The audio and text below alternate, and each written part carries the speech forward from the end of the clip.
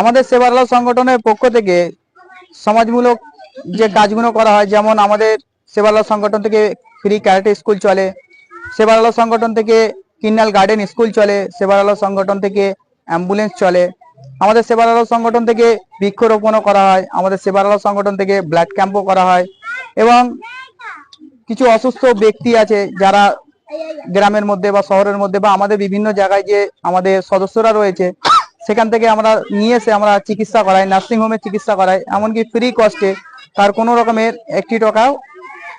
লাগবে না।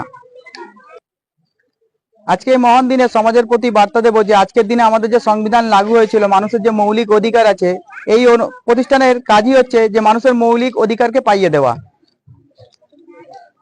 আপনার নাম?